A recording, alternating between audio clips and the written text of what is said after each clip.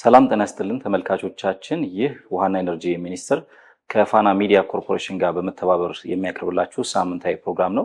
በዛሬው ቆይታችን በሚኒስቴሩ የውሃ ሀብት ዘርፍ ላይ እንዲሁም ደግሞ በቴክኖሎጂ ደግሞ የመረጃ አያያዝን የተመለከቱ ጉዳዮችን ይዘን ብቅ ብለናል። እንግዲህ ከአብራችሁን እንድትቆዩ ከወዲሁ እየጋበዝን አጠገቤ እንግዳ አሉ ከዚሁ ከሚኒስቴሩ መስሪያ ቤት። ከእሳቸው ጋር ቆይታ ነው የምናደርገው። ስማቸውንና ዘርፋቸውን ያስተዋውቁናል። ማንም በል። እሺ፣ አመሰግናለሁ። ሀብተ ማርያም ጥላሁን እባላለሁ። በውሃና ኢነርጂ ሚኒስቴር በውሃ ሀብት አስተዳደር ዘርፍ የሃይድሮሎጂ ተፋሰስ መረጃ መሪ ስራ አስፈጻሚ ነኝ።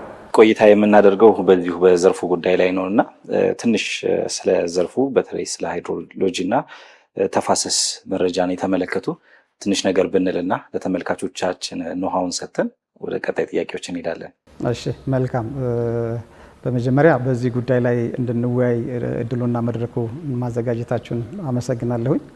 እንደሚታወቀው በውሃና ኢነርጂ ሚኒስቴር ካሉን 3 ዘርፎች ውስጥ አንዱና ዋነኛው የሚኒስትሩን ዓላማ የምናሳካበት የውሃ ሀብት አስተዳደር ዘርፍ ነውና በዚህ በውሃ ሀብት አስተዳደር ዘርፍ ደግሞ የውሃ ሀብት መረጃን የምናደራጅበት መረጃውን ከታች ሰባስበን ለሚፈለገው ዓላማ ተደራሽ የምናደርግበት ስራ ክፍል ላይ እንደ ሀገር ለመስኖ ተቋማት ግንባታ፣ ለሃይድሮ ፓወርም እንደዚሁም ደግሞ ለተለያዩ መሰረተ ልማቶች ግንባታ ላይ የውሃ ሀብትን ዘርፍ የሚጠቀሙ አካላቶች በዋናነት የሚጠቀሙት ይህንን መረጃ ነው።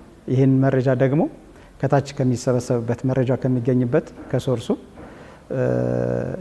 ኢንስቶል ከምናደርጋቸው መሳሪያዎች መረጃ ከምንሰበስብበት እንደዚሁም ደግሞ እነሱን ከምናስተዳድርበት ከአስተዳደር ማኔጅመንቱን ጨምሮ የኢንፍራስትራክቸር ማኔጅመንቱም የዳታ ማኔጅመንቱንም ጨምረን ለተገቢው ዓላማ ተደራሽ ለማድረግ እነዛ ላይ በትኩረትና በጥራት መሰራት እንዳለበት ነው። ምክንያቱም የተሳሳተ መረጃ ከመጣ በኋላ ላይ የምንሰራውም ለውጥ ላይ የሚኖረው ኢምፓክት ቀላል ስላይደለ እዚህ ላይ በትኩረት በጥንቃቄ መረጃውን ከምንሰበስብበት እንደዚሁም መረጃውን የምንሰበስብበትን ተቋማትን የምናስተዳድርበት ማስተዳደር በተገቢው እየተመራ አሁን ባለንበት ደረጃ ላይ እንገኛለን ለማለት ፈልጋለሁ። እንደ ሀገርም እንግዲህ የዘመነ ቴክኖሎጂን በመጠቀም ዘመናዊ የሆኑ የመረጃ አያያዞችንም በመጠቀም መረጃዎቻችንን መያዝ እንዳለብን ሲስተሞቻችን በሙሉ የዘመኑ መሆን እንደሚገባቸው እንግዲህ በተለያዩ ጊዜያት እየተገለጸ ነው የሚገኘውና ከውሃ ሀብት አስተዳደርና ከተፋሰስ ከዘመነ የውሃ ተፋሰስ አስተዳደር ጋር በተያያዘ እንደው ምን ስራዎች ተሰርተዋል? በዚህ ደረጃ ሚኒስቴር መስሪያ ቤቱ የለውጥ ጊዜያትን ተገን በማድረግ እንግዲህ የመረጃ አያያዝ ስርዓታችን ምን ያህል ዘምኗል፣ ምን ያህል ተሰርቶበታል ማለት እንችላለን? የሃይድሮሎጂ መረጃ አሰባሰብ ስራ እንደ ሀገር ከተጀመረ በ1954 ተቋሙ ላይ ያለው መረጃን ያሳየው በዛ ልክ ነው። ይሄንን ያህል በቆየበት ዘመናት የመረጃ አሰባሰብ ስርዓቱ ብዙ ውጣ ውረዶችን አልፎ ነው ዛሬ ያለንበት ደረጃ የደረሰው። እንደ ሀገርም በዚህ በለውጡ ማግስት ላይ እንደምንገኝ እንደመሆኑ መጠን በ2030 ኢትዮጵያ ዲጂታላይዝ የማድረግ አንዱን ግብ ለማሳካት ተቋማችንም ትኩረት ሰጥቶ እዛ ላይ እየሰራን ያለው ከዚህ ቀደም የነበረው አካሄድ ዛሬ ላለንበት መንደርደሪያና መነሻ ሆኖን ለ2030 ውጤት ለማምጣት እየሄድንበት ያለው ሂደት ላይ ትልቁን መነሻ የሚሆነን ሪሞትሊ የምንሰበስባቸው መረጃዎችን በማኑዋል የምንሰበስባቸው መረጃዎች አሉ። ሁለተኛ ደግሞ አውቶማይዝድ በሆኑ ቴሌሜትሪ ስቴሽኖችን በመትከል የምንሰበስባቸው አሉ። ይሄንን ብዬ ስል ግን በሁለት ነገር መታየት አለበት። የመጀመሪያው በከርሰ ምድር ያሉን የውሃ ሀብታችን መረጃ የምንሰበስብበት እንደዚሁም ደግሞ የገጸ ምድር የውሃ ሀብት መረጃዎችን ሰባስበን ሴንትራሊ ዳታቤዝ ባለን ላይ አስገብተን ማኑዋሊ የሚሰበሰበውንም አውቶማይዝድን ያንን ወደ ኢንፎርሜሽን የምንቀይርበት ሂደቶች አሉ። በእነዚህ ሂደቶች ውስጥ እንደ ሀገር የጣልነውን ግብ ለማሳካት ከዚህ ቀደም የሄድንበት መረጃ አሰባሰብ አለ። ይኸውም ኦብዘርቨሮች የሚሰበስቡትን ዳታ መጥቶ ወደኛ ኢንኮድ የምናደርግበትና እሱን ወደ ኢንፎርሜሽን የምንቀይርበት ሂደት አለ። እንደዚሁም ደግሞ አውቶማይዝድ በሆኑ ሪሞትሊ የተከልናቸው ስቴሽኖች በየ15 ደቂቃ ሲንክሮናይዝድ እየሆኑ የሚመጡ መረጃዎችን እነሱን ወደ ኢንፎርሜሽን የምንቀይርበት ሂደቶች አሉ። ሀገራዊ ፋይዳቸው ከፍተኛ ነው። መረጃን ማደራጀት ቀላል ነገር አይደለም። መረጃ ሀብት ነውና ጥሩ ስራ እየተሰራ መሆኑን ነው የገለጹልኝ። እዛው ሳንወጣ የከርሰ ምድር የውሃ ሀብትና የሞዴሊንግ ዴስኮች የሚባሉት ምንድነው ስራቸው የሚለውን ትንሽ ለተመልካቾች ገለጻ እናድርግላቸው። በእኛ ስራ አስፈጻሚ ውስጥ 4 ዴስኮች ውስጥ ካሉት ትልቁን የከርሰ ምድርን የውሃ ሀብት መረጃን የሚሰሩ 2 ዴስኮች አሉ። በእነዚህ ዴስኮች ውስጥ አንዱ የጥናትና ዲዛይን ነው፣ አንዱ ደግሞ የሞዴሊንግ ክፍል ነው። በእነዚህ በጥናትና ሞዴሊንግ ክፍሎች ውስጥ የተለያዩ ሪሰርች ኢንስቲትዩቶችን በመጋበዝ ዩኒቨርሲቲዎችን ያሉትን ስኮላሮችን በመጠቀም የውሃ ሀብት የከርሰ ምድር የውሃ ሀብት መረጃዎችን በጥናት የማደራጀት ስራ ይሰራል። ይህም ብዬ ስል ለአብነት ያህል አብዛኛዎቻችን በገጠርም ይሁን በከተማ በሀገራችን ደረጃ ለመጠጥ ውሃ የሚውሉ የውሃ ሶርስ የሚገኘው ከከርሰ ምድር ነው። የገጸ ምድር ውሃ አብዛኛው በሚባል ደረጃ ስለማይኖር፣ ነገር ግን የከርሰ ምድር ውሃ ለመጠጥ ውሃ አገልግሎት ከመዋልም ባሻገር እንደዚሁም ደግሞ ለግብርናም ለመስኖም አሁን ሀገራችን በያዘችው የመኸር ስንዴ ማብቀልም ከዚሁ ከከርሰ ምድር ውሃ በሚገኝ እነዚህ ስራዎችም ይሰራሉ። ለኢሪጌሽንም ለፖተብል ወተርም ለመጠጥ ውሃም ተደራሽ ለማድረግ አብዛኛው ውሃዎቻችን የሚገኙት ከከርሰ ምድር ውሃ ነው። እነዚህን የከርሰ ምድር የውሃ ሀብት መረጃን ከማደራጀት ባለፈ ለመሰረተ ልማት ለሚፈለገው ለማዋል ሀብቶቻችን ያሉበትን ቦታ ልየታ ስራ ይሰራል። ይሄን ልየታ ሲሰራ ለምሳሌ ባጭሩ በሪፍት ቫሊ ቤዝን ከሚገኙ የአካባቢዎች ላይ እዛ አካባቢ ላይ የውሃ እጥረትም አለ፣ እንደዚሁም ደግሞ የውሃ ጥራት ችግር አለ። እነዚህን ፖቴንሻሊ ከለየን በኋላ የምንለየው በጥራትም በአይነትም እንለያለን። ስለዚህ በጥራትና በአይነት ስንለይ እነዚህን መረጃዎች አደራጅተን እዛ አካባቢ ላይ ያለባቸውን ችግር ፖቴንሻሊ ከለየን በኋላ የጥራት ችግር የሌለበትን ወደ መስመር እንዲገባና ማህበረሰቡ እንዲጠቀም የማድረግ ስራ ይሰራል። ሁለተኛ የጥራት ችግር ያለበትን ደግሞ በፕሮጀክቱ አብሮ ፓራራሊ የጥራት ችግሩን ኮሬክቲቭ ሜጀር ተወስዶበት በሀገራችንም በደብሊውኤችኦ ስታንዳርድ መሰረት ፖተብል ውሃ ሰርቭ የሚደረግበትን ከዚሁ ከኛ መረጃ ተደራጅቶ ለሃይር ኦፊሻል ለዲሲሽን ይቀርባል። ስለዚህ ከገጸ ምድር የውሃ ሀብት መረጃ አሰባሰብ መረጃ አደራጀት ጋር መረጃውን ማደራጀት ብቻ ሳይሆን ቅድም መግቢያ ላይ እንደገለጽኩት በምናደራጃቸው መረጃዎች በከርሰ ምድር የውሃ ሀብት መረጃዎች አት ናሽናል ሌቭል ናሽናል ግራውንድ ወተር አትላስ አዘጋጅተናል። በነዛ አትላሶች ውስጥ በ12ቱ ቤዝኖች ውስጥ የከርሰ ምድር የውሃ ፖቴንሻላችን ምን ያህል አለን፣ ያለን የውሃ ፖቴንሻል ደግሞ ዊዝ ኳንቲቲ ከኳሊቲ ጋር ያለውን ነገር ቨርሰስ እናስቀምጣለን። ስለዚህ ለሚፈለገው ለመሰረተ ልማት ግንባታ ከመግባቱ በፊት መረጃውን ተደራሽ የማድረግ ስራ እንሰራለን። በዛ ተደራሽ ባደረግነው መረጃ መሰረት ደግሞ የሀብት ብክነት እንዳይኖር በጎለበተው የውሃ ሀብት ደግሞ ማህበረሰባችን የጤና ጉዳት እንዳያጋጥመው እነዚህን ነገሮች ለውሳኔና ለሚፈልገው ልማት እንዲውል የማድረግ ስራ ከከርሰ ምድር አንጻር እንሰራለን። ያው የከርሰ ምድርን ስናነሳ የገጸ ምድር ደግሞ ተቃራኒው አለና ከገጸ ምድር የውሃ ሀብታችን ጋር በተያያዘ ያለንን መረጃ ማደራጀት የውሃውን የጥራት ሁኔታ የአያያዝ ሁኔታ በአጠቃላይ መጠኑን በተመለከተ መረጃዎች መያዝ ይገባቸዋል እና ከዚህ አኳያ የተሰሩ ስራዎች ይኖር ይሆን? በከርሰ ምድር ላይ ያለንን እንደ ሀገር የውሃ ሀብታችንን ስንመለከት በነገራችን ላይ አንድ ነገር መሰመር ያለበት ነገር አድማጮቻችንም ተመልካቾቻችንም መያዝ ያለባቸው ነገር ኢትዮጵያ ብዙ ጊዜ የውሃ ማማ ነች የሚል ናሬሽን አለ። ይሄ ነገር መቀየር አለበት። በቅርቡ በክቡር ሚኒስትራችንም እንደዚሁም ደግሞ በአመራሩም በባለሙያውም ደረጃ እየታየ ያለው ነገር ምንድነው? በሀገራችን ያሉ አብዛኛው ውሃዎቻችን ትራንስ ባውንደሪ እንደመሆናቸው መጠን የውሃ እጥረት እንደሚያጋጥመን ጥናቶች እያሳዩ ነው ያሉት። ስለዚህ በገጸ ምድር ያለንን ውሃ ሀብቶቻችንን በአግባቡ ማኔጅ ማድረግ እንዳለብን የሚያሳዩ ፍንጮች አሉ። ስለዚህ እነዚህን ያሉንን የውሃ ሀብቶቻችንን ትራንስ ባውንደሪ ሆነው አገር ለቆ የሚሄዱ ውሃዎቻችንን በአግባቡ ማስተዳደር እንድንችል በመረጃ የተደገፈ ጥናት ማጥናት፣ በመረጃ የተደገፈ ውሳኔ ለሚወስኑ አካላቶችና ለሚመለከታቸው ባለድርሻ አካላቶች የማድረሱን ስራ እንሰራለን። ስለዚህ በገጸ ምድር ያሉንን የውሃ ሀብቶቻችንን ስፔሻሊ በ9 ቤዝኖች ላይ ቅድም በገለጽኩት ድራውት ከሆኑ ቤዝኖች ውጭ ካሉን ከ12 ቤዝኖች ውስጥ በ9 ቤዝኖች ላይ የገጸ ምድር የውሃ ሀብታችንን መረጃ የምንሰበስብበት ማኑዋል ስታፍ ጌጅ ብለን የምንተክላቸው በየቤዝኖቹ በሜን ሪቨር እንደዚሁም ትሪቢተሪዎችም ላይ ገባር ወንዞችም ላይ እንደዚሁም ለዳም ማኔጅመንት ዳም ሴፍቲ ላይ የምንተክላቸው ስቴሽኖች አሉ። መረጃ የምንሰበስባቸው ሪሞትሊ በኦብዘርቨሮች የሚሰበሰቡ ወደ 509 የሃይድሮሎጂ ስቴሽኖች አሉን።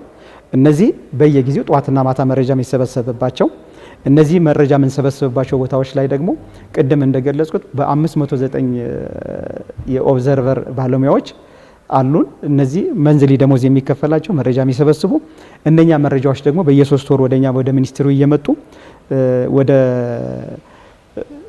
ዳታ ውስጥ አስገብተናቸው ወደ ኢንፎርሜሽን ወደ መረጃ የምንቀይርበት ሂደቶች አሉ። በእነዚህ ሂደቶች ውስጥ ያሉ ውስንነቶች አሉብን። ይኸው ምንድነው ሰዎች ናቸውና የሚሰበስቡት አንዳንዴ ቦታው ላይ ሳይገኙ መረጃ የመሰብሰብ ዳታ ኳሊቲ የሚያጋጥመን ነገር አለ። ይሄንን ዳታ ኳሊቲ ችግር ለመፍታት አንዱ የያዝነው አቋም ምንድነው ሪል ታይም ዳታውን ኦን ታይም ኦን ስፖት ማግኘት እንዲቻል የሞባይል አፕሊኬሽን ጀመረናል።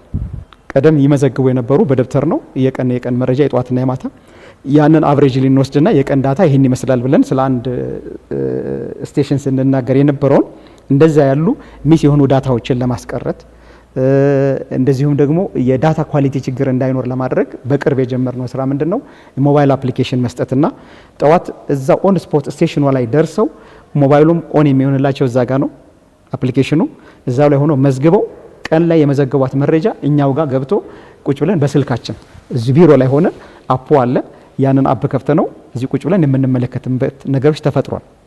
ስለዚህ አንዱ ዲጂታላይዝ ማድረግ ብለን ቅድም ያነሳ ነው የዘመነ ቴክኖሎጂዎችን መጠቀም ብለን ቅድም እንናገር የነበረውን አንዱን ተግባራዊ ከማድረግ አንፃር የዳታ ኳሊቲ ችግሮችን የዳታ አሹራንሱን ነገሮች ኳሊቲ አሹራንሱን የሚሄድ ነገሮች ላይ በኦብዘርቨር ላይ ብቻ ጥገኛ ባለመሆን ኦብዘርቨሮቹ ኦን ስፖት ሳይት ላይ ተገኝተው ሪል ታይም ዳታ መውሰዳቸውን ማረጋገጫ ይህንን አንዱን የምንሰራው ስራ ነው። ተፋሰስ ጽህፈት ቤት ያለባቸው አካባቢዎችና የተፋሰስ ጽህፈት ቤት የሌለባቸው አካባቢዎች ላይ ያሉ የመረጃ ማደራጀት ጉዳዮች፣ የቴክኒክና የበጀት ድጋፎች እነዚህን ጉዳዮች ግን ወደ ሚኒስቴር መስሪያ ቤቱ ማኔጅ የሚያደርግበትን መንገድ ትንሽ ብንልበትና ሌሎቹ ላይ እንቀጥላለን።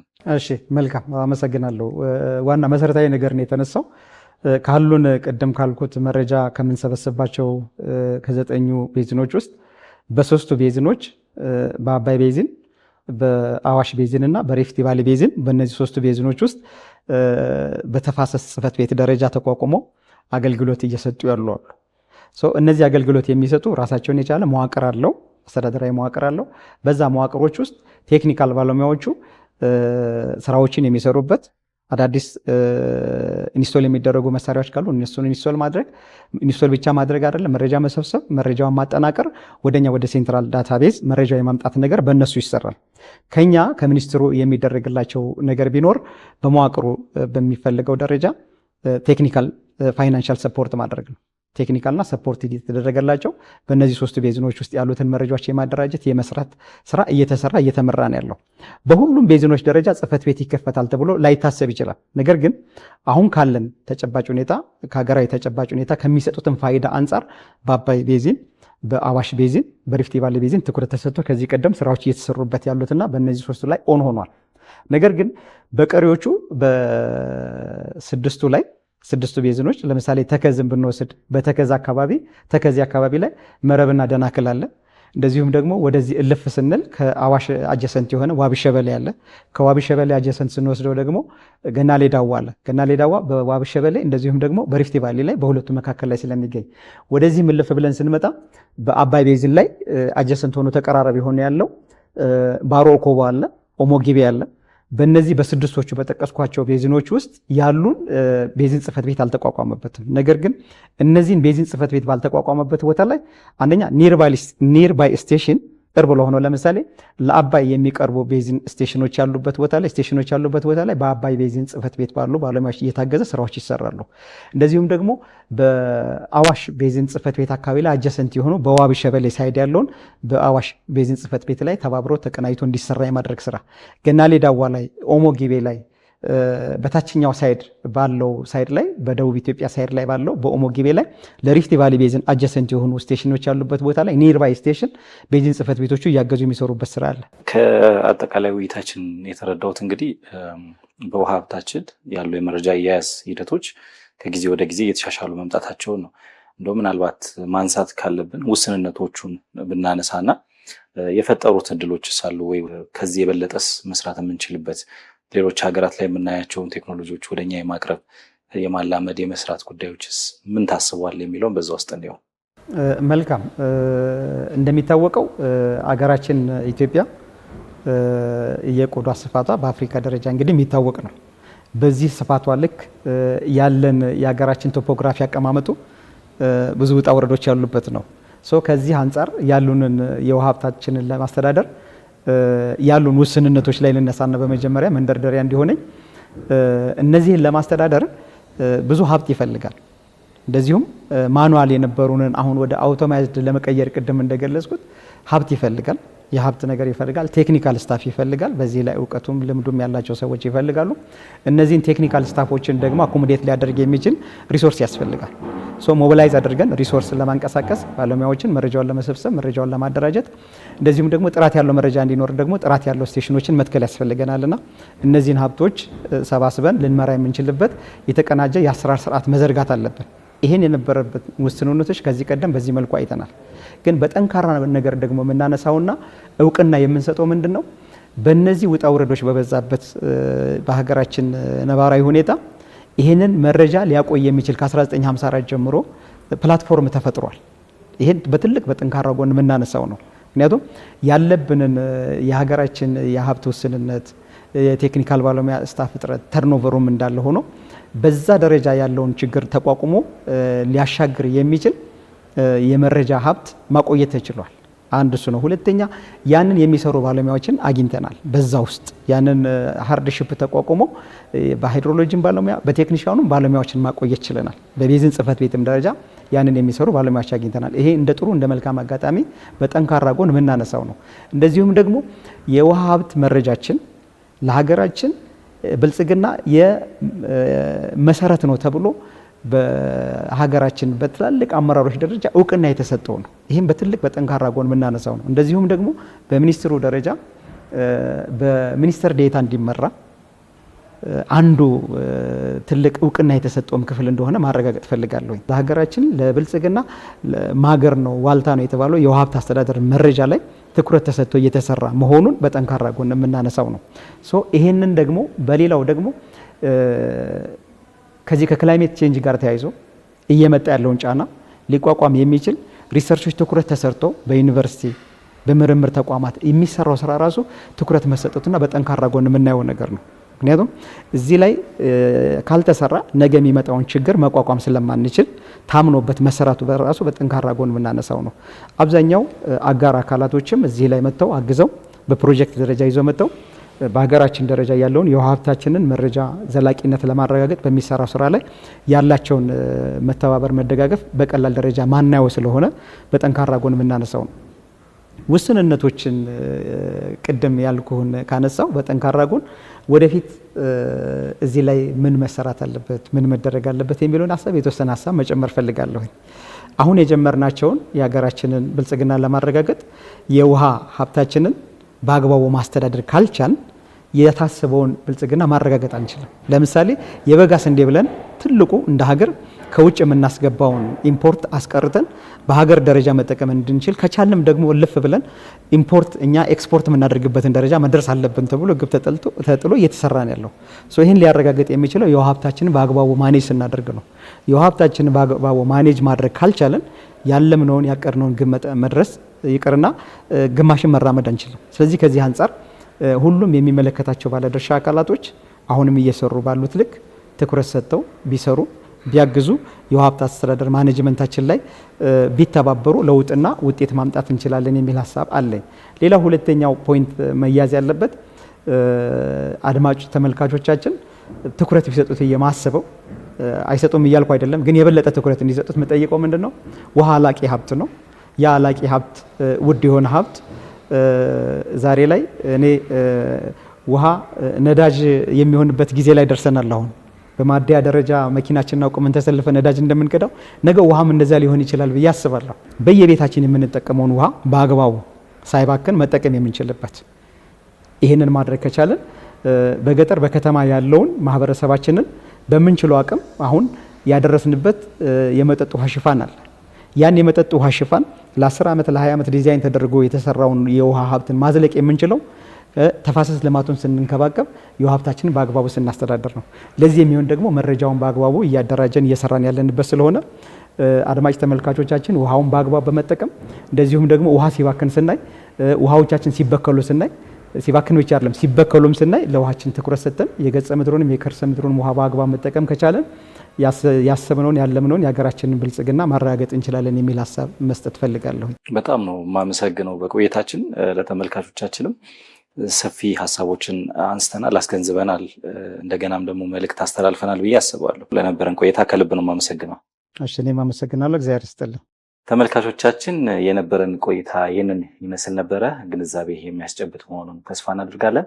ሳምንት በሌሎች ባልደረቦች ሌሎች መሰናዶዎች ጋር በዚሁ ፕሮግራም የምንገናኝ ነው የሚሆነው።